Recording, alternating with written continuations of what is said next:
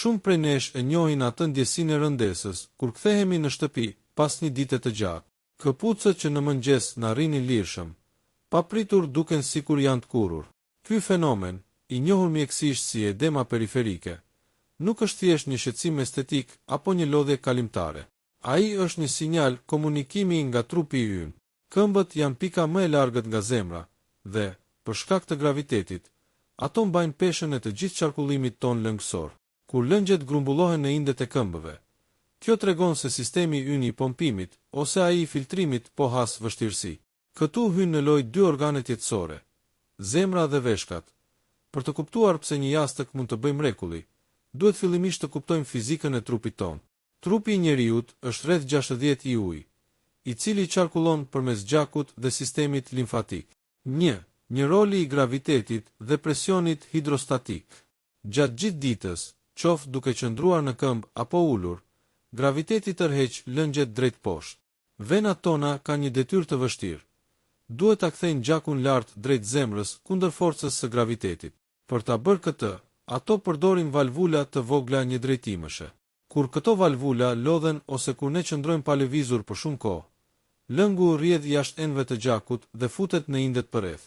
2. Lidhja me zemrën.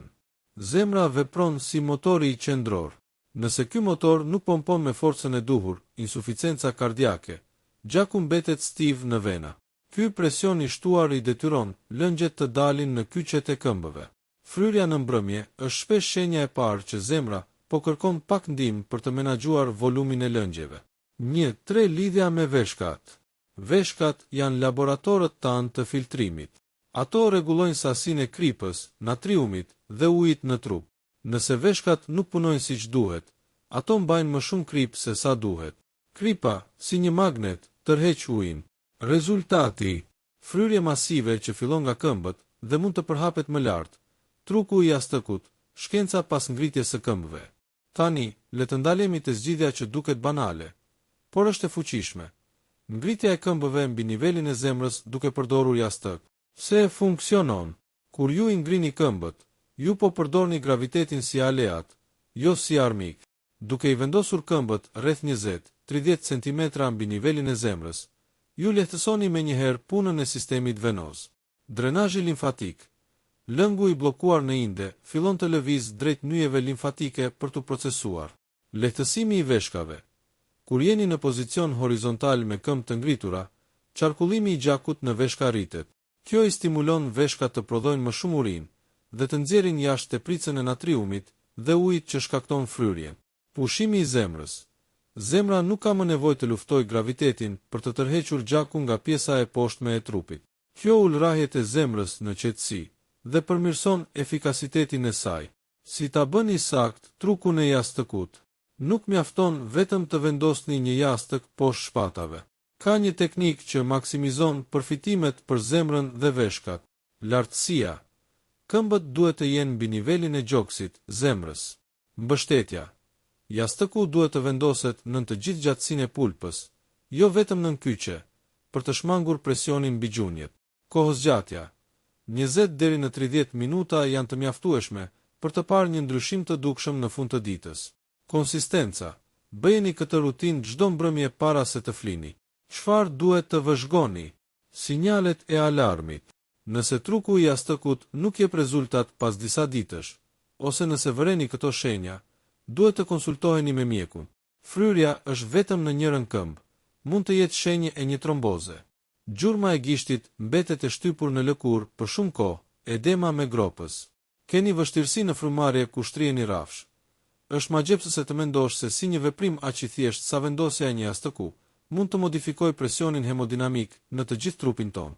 Kur shtriheni dhe ngrini këmbët, ju po i jepni zemrës suaj një pushim teknik.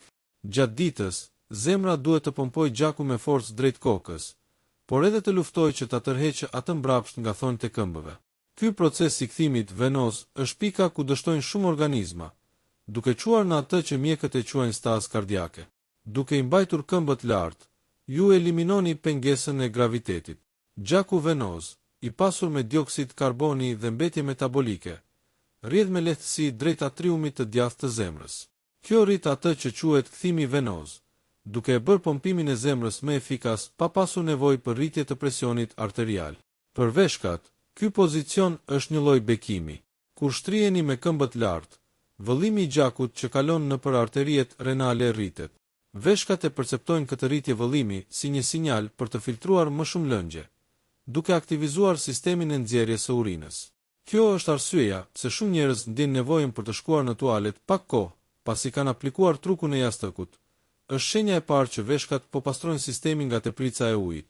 Për te jastëkut, rëndësi etike ka edhe ajo që ne konsumojmë gjatë ditës, pasi kripa është armiku i heshtur i kyçeve të fryra.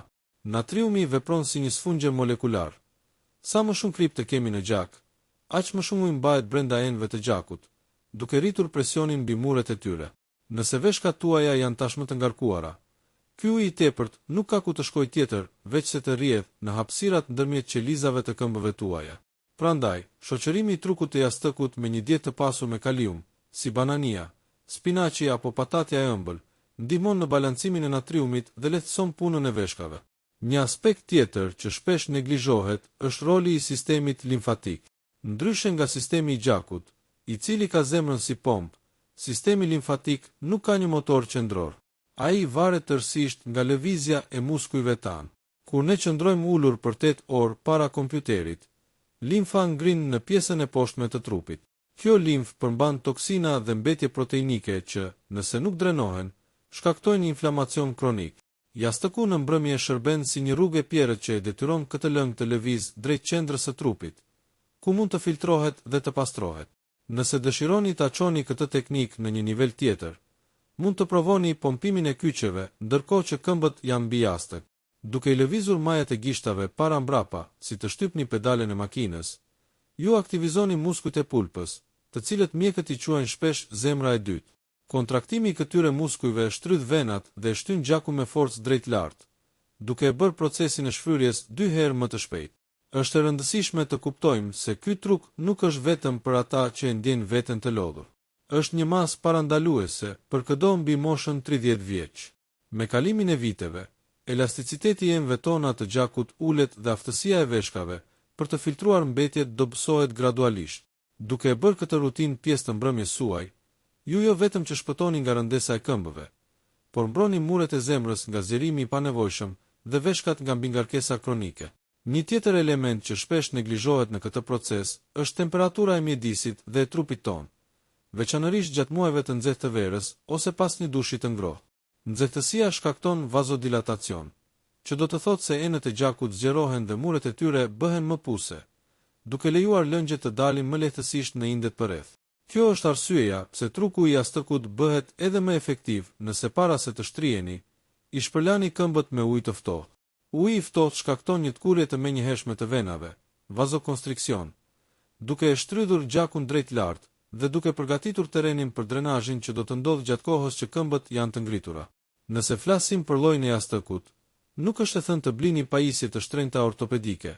Decizive është që lartësia të jetë e qëndrueshme.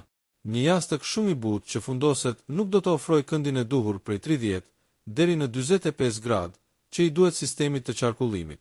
Ideale do të ishte krijimi i një shkallë graduale ku mbështetet e gjithë këmba, nga kofsha e deri te thembra, në mënyrë që të mos krijohet një pikë presioni pas gjurit. Presioni i tepërt pas gjurit mund të bllokojë venën popliteale, duke e bërë trukun kundërproduktiv. Gjatë këtyre minutave të qëndrimit me këmbë lart, veshkat tuaja hynë në një fazë hiperfiltrimi. Meqense trupi është në qetësi dhe vëllimi i gjakut është shpërndar në mënyrë më uniforme, hormoni antidiuretik, DH, fillon të ulet, duke i lejuar veshkat të nxjerrin ujin e tepërt që ishte i bllokuar në kyçe. Kjo parandalon atë që quhet stresi oksidativ në indet e veshkave, sepse ul presionin brenda glomerulave, filtrave të vegjël të veshkave. Një veshk që nuk ka nevojë të luftojë vazhdimisht me mbajtjen e ujit për shkak të gravitetit, është një veshk që do të funksionojë më gjatë dhe më mirë gjatë viteve. Për zemrën, ky pozicion është pothuajse si një seancë meditimi fizike.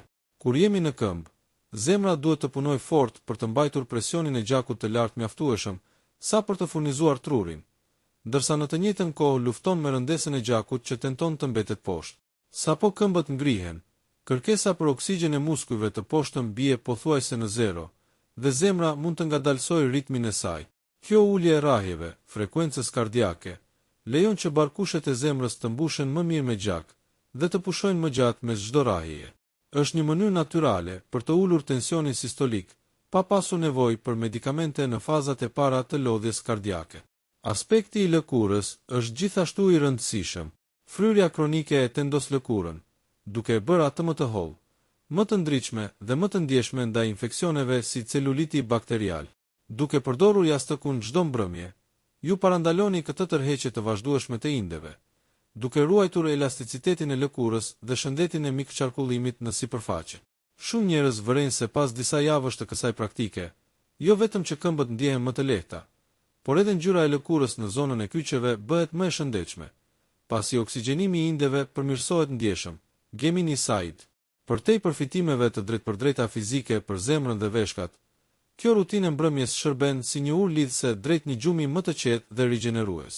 Kur trupi çlirohet nga lëngjet e tepërta në periferi, përpara se të hyjë në fazën e gjumit të thellë, ju shmangni atë ndjesinë e këmbëve të shqetësuara, ose mpirje që shpesh na zgjojnë në mes të natës.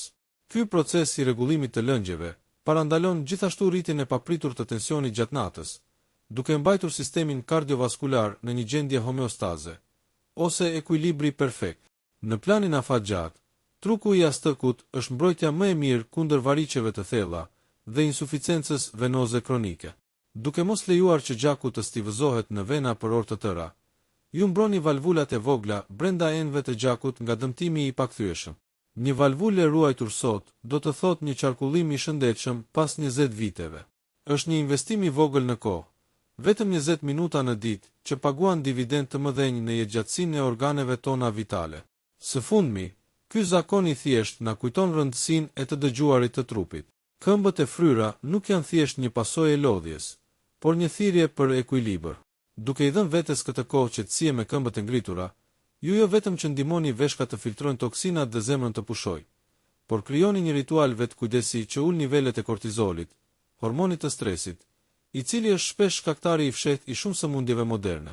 Mbylleni ditën tuaj duke ushtrirë, duke marrë frymë thellë dhe duke lënë gravitetin të bëjë punën e pastrimit për ju.